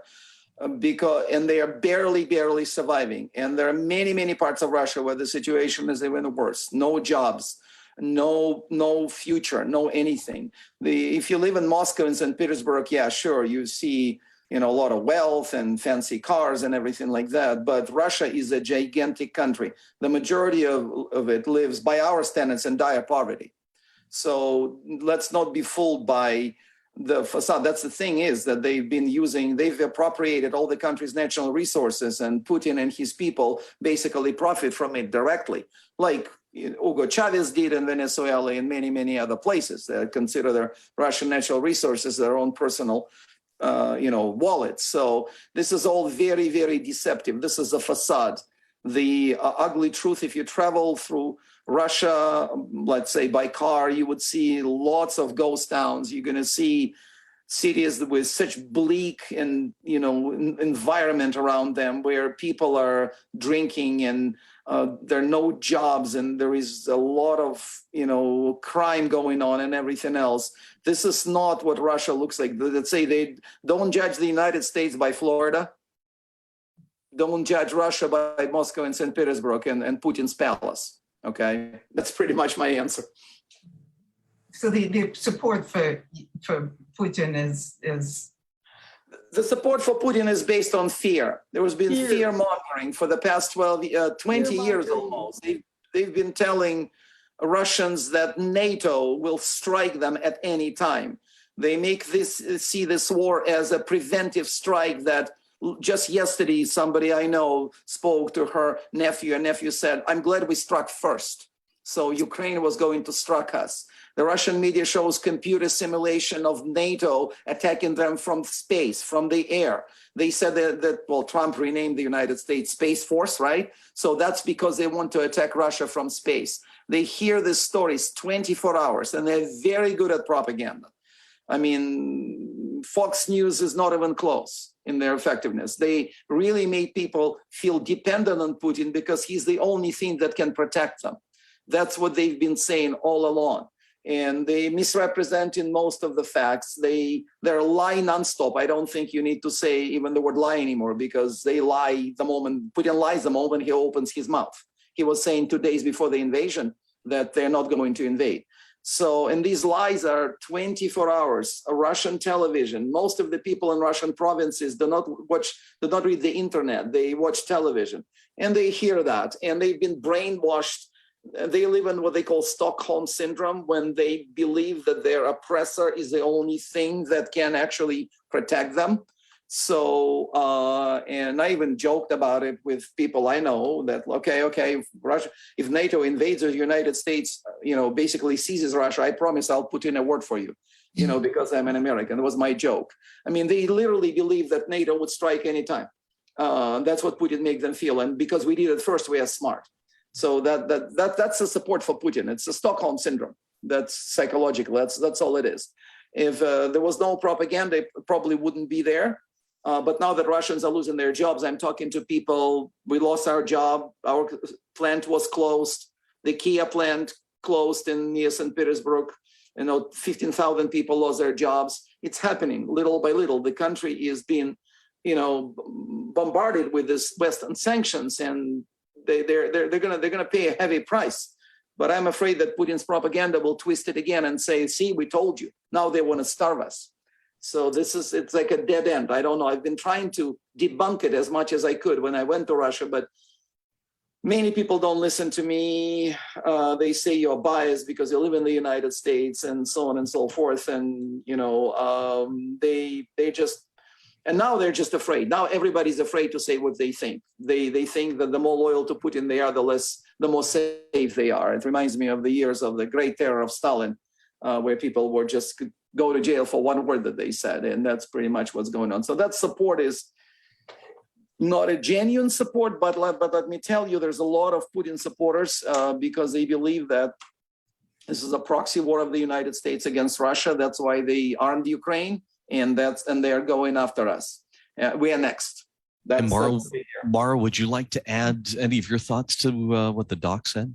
Well, I actually had a question for Dr. Andre. I know a lot of people are talking about watching May 9th and what might happen. That's, Victory Day.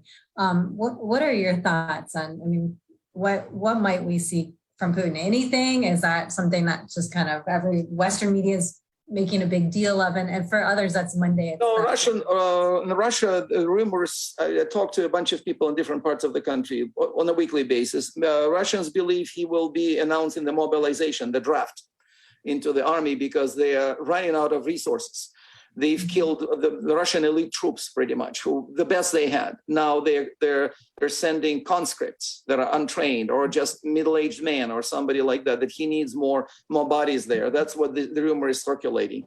Whether he will announce it on the 9th of May, I do not know.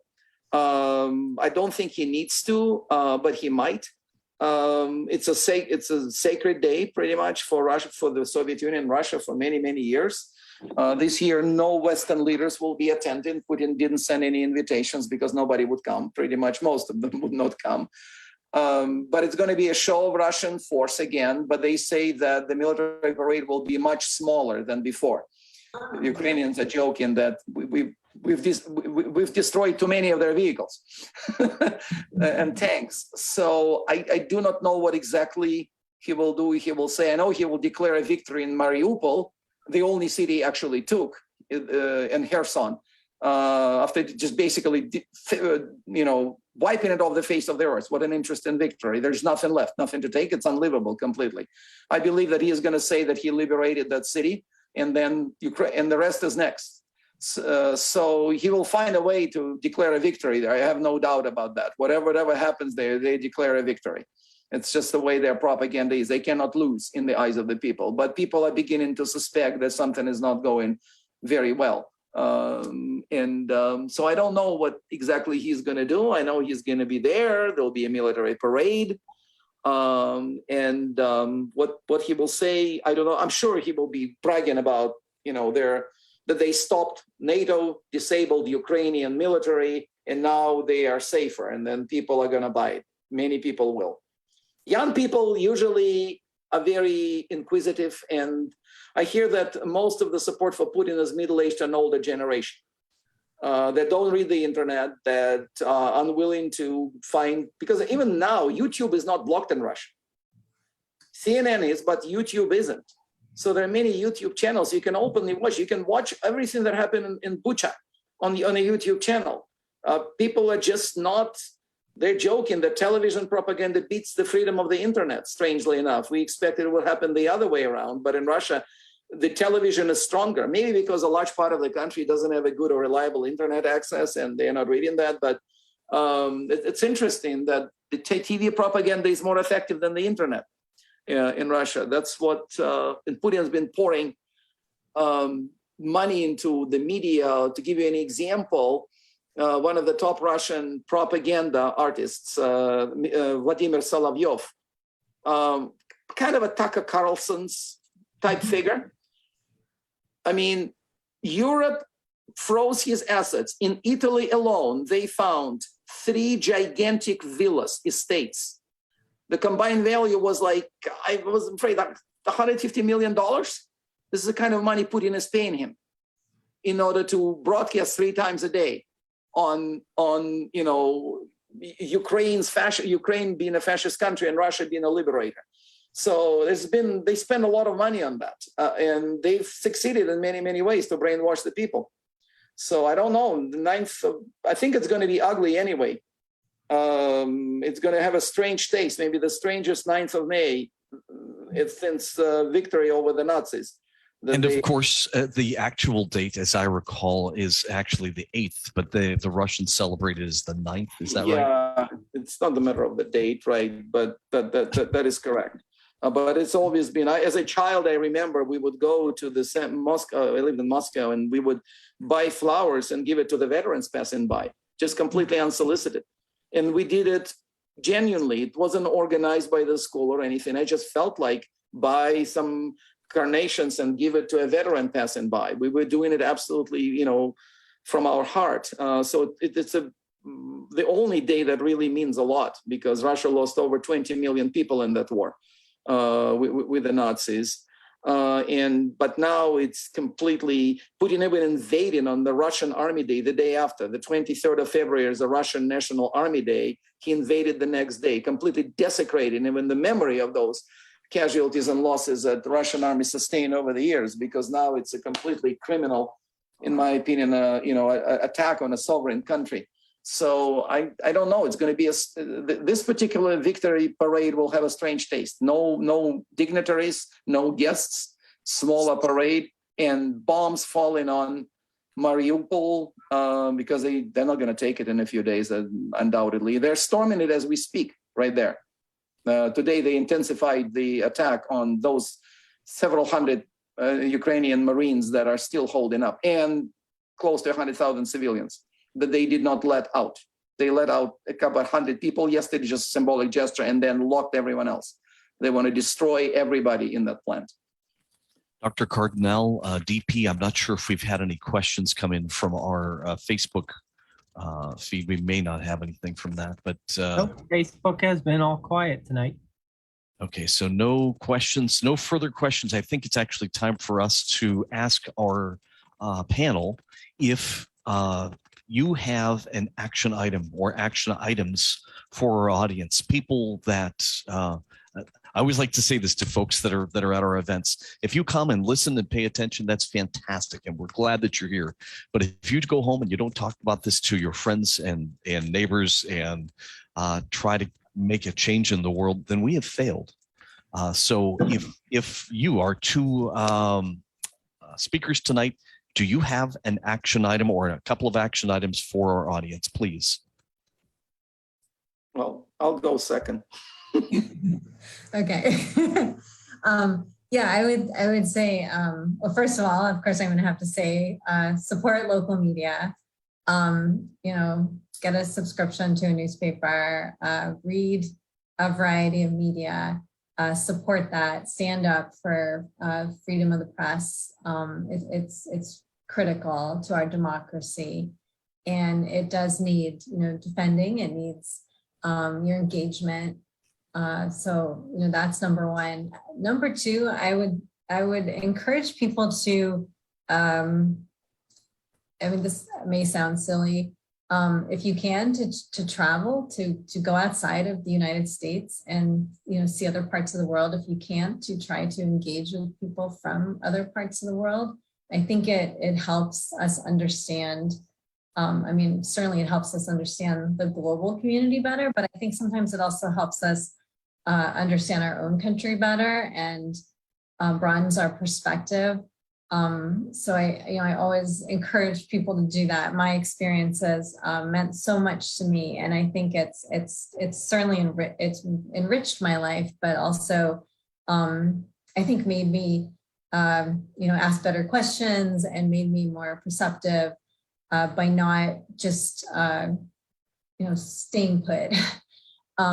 And third, don't be silent, right? What's the saying? I would quote it badly, but bad things happen when good people stay silent. So don't be silent. Speak out, say things, call things like they are, ask questions, challenge things. I think that's really important, and I think that. To everyone's point, we have in the United States, we're lucky, but we shouldn't take things for granted. So, speak out, ask questions, be engaged, read local media. Indeed, the League of Women Voters has a wonderful little yellow brochure that we usually like to hand out at our events when we're meeting live, and it is all the contact information for all of your elected officials. And folks, if you're not calling your elected officials, you really should be. So for Mara, subscribe, travel, and speak out. 3 important action items I think that we can all live by. Dr. Bailey, do you have an action item or 2 or 3? Well, if you're talking about a specific action, I would say yes, I would pick up, because yesterday, a few days ago, one of the Russian top journalists, Vladimir Kara-Murza, who is an opposition journalist, refused to leave Russia. Absolutely, even knowing what in danger he, and they arrested him in his home. He's in jail right now.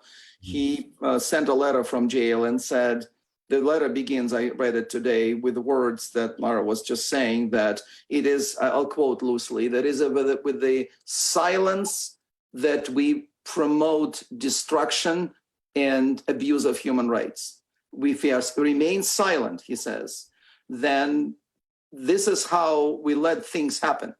So he's encouraging Russians not to be silent about anything, despite the grave danger they're in, because in Russia, it's very dangerous to be silent. So I want to encourage people also to be, go to other countries, but even in this country, there's a lot of information you can study.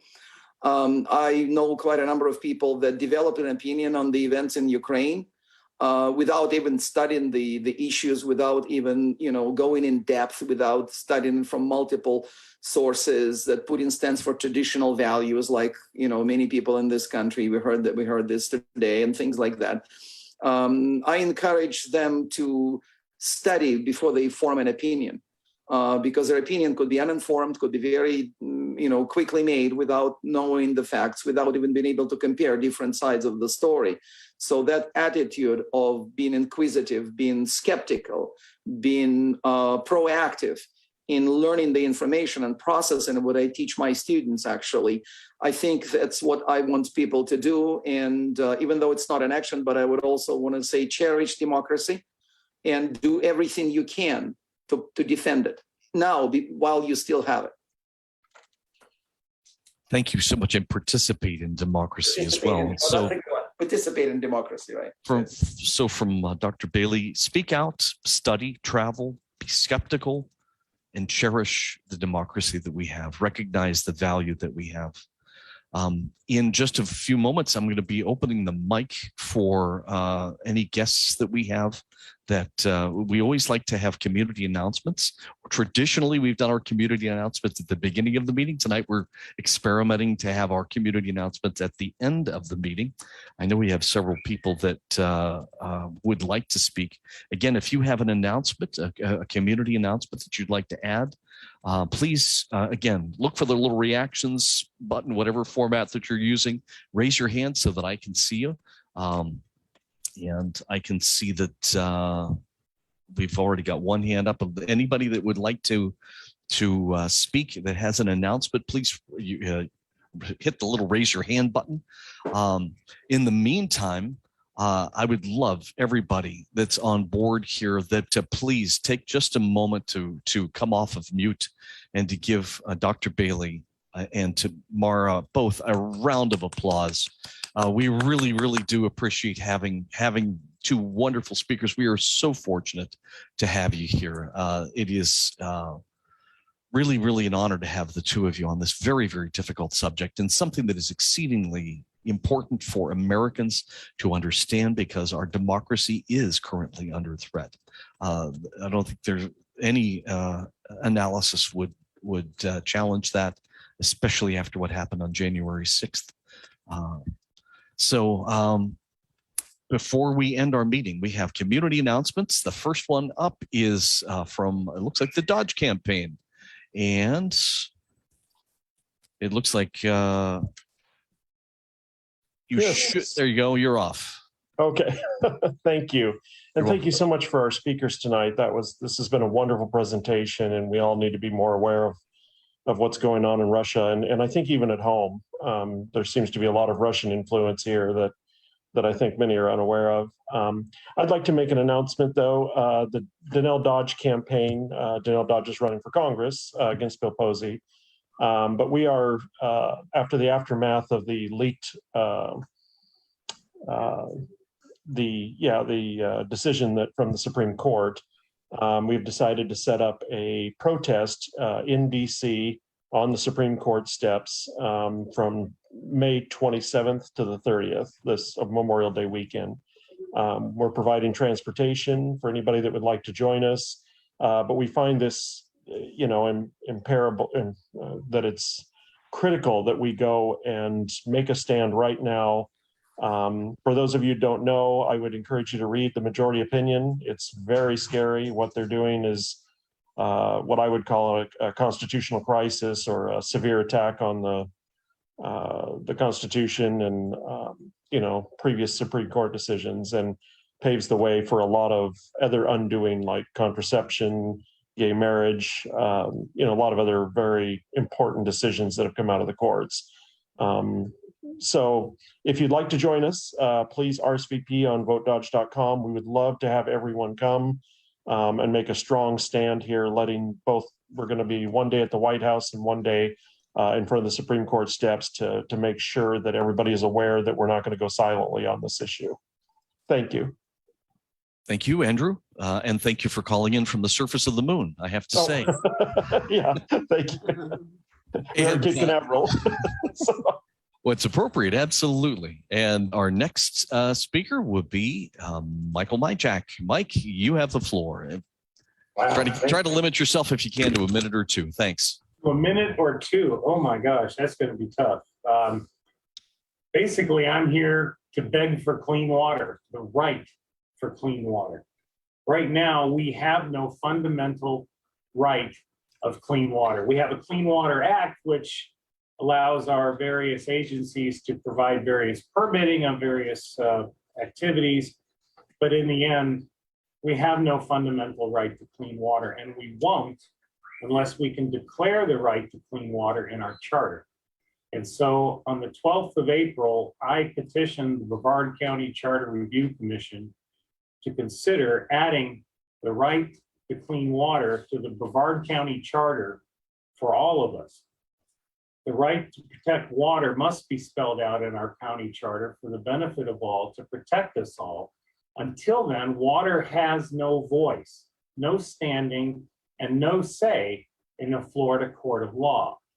You may remember our candidate against Posey from years past, Mel Martin.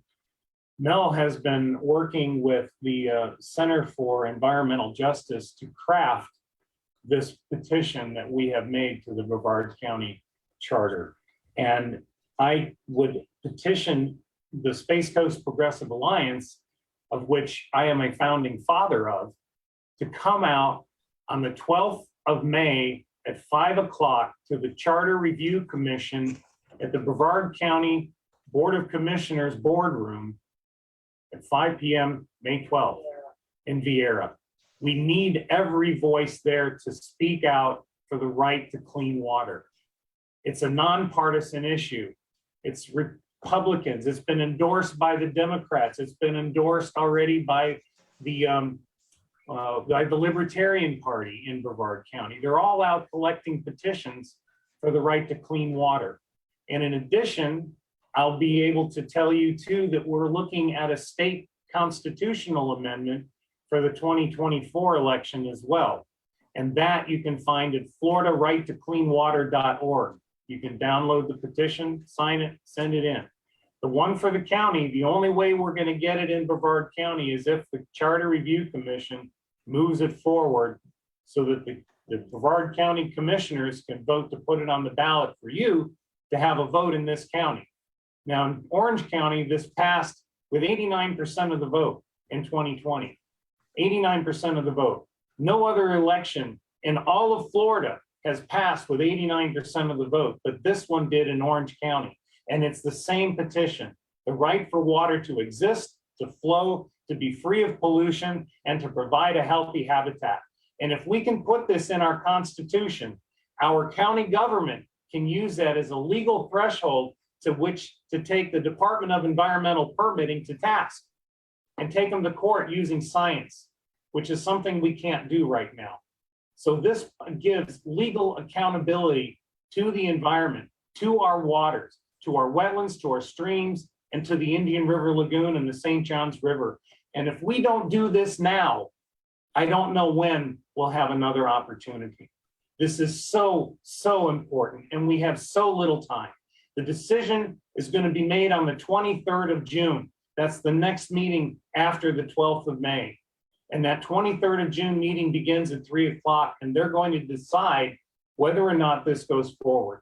And we need the Space Coast Progressive Alliance support to go out and bring people in to talk about how we need clean water in Brevard County. Yeah, Mike, thank you very much for standing up for clean water. What could be more important, honestly? You said the 12th of May, 5 p.m. What was the location again? Brevard County Commissioners Boardroom. At the Commission Building Chamber. C in Viera, in the government complex. Do you have a website to have more details on this, on the county charter issue? The only thing I have been given is a printed page of their schedules, and they change it often. So they've already canceled one meeting on us. I hope they don't cancel another, but this is what they're doing to try to circumvent moving things forward onto the charter. So we need support from people in Brevard County, and we need the commission. You know, you're speaking to members of the board who are all on board here. Hopefully that we'll have more discussion of that and take some action to support you. In my opinion, I can't speak for the board, and I'm not on the board, but I know the sense of the board, I think. Thank you so much, Mike, for that. Do we have any other questions or any other community announcements? It doesn't look like we do. No further hands raised. So I would like to remind everybody that we have our next First Thursday event will be Thursday, June 2nd. It's going to be examining the plight of the Florida manatee, something that is, I think, very close to all of our hearts. And we hope that you can join us then. Again, I want to thank Mara Bellaby. I want to thank Dr. Andrea Bailey. You guys are amazing. I don't know if it's possible to bring everybody, Dr. Cardinal, if you can bring everybody off of mute and we can give our guests a round of applause to close the evening.